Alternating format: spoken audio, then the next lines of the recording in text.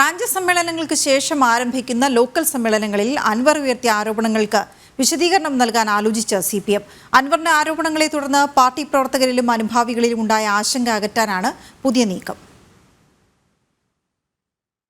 Branch സമ്മേളനങ്ങൾ നടക്കുന്നതിനിടയിലായിരുന്നു അൻവർ പോലീസിനെതിരെ ആദ്യം ആരോപണം ഉന്നയിച്ചത്.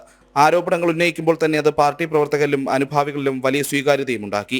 പല ബ്രാഞ്ച് സമ്മേളനങ്ങളിലും പോലീസിനെതിരെ അൻവർ ഉയർത്തിയ ആരോപണങ്ങൾ ചർച്ചയാവുകയും ചെയ്തിരുന്നു.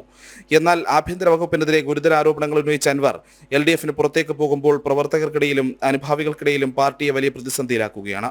ഇതിനെ മറികടക്കാനാണ് ബ്രാഞ്ച് സമ്മേളനങ്ങൾക്ക് ശേഷം ആരംഭിക്കുന്ന ലോക്കൽ സമ്മേളനങ്ങളുടെ പൊതുസമ്മേളനങ്ങളിൽ അൻവർ ഉയർത്തിയ ആരോപണങ്ങൾക്കുള്ള മറുപടി വിശദീകരിക്കുന്ന കാര്യം CPM ആലോചിക്കുന്നത്.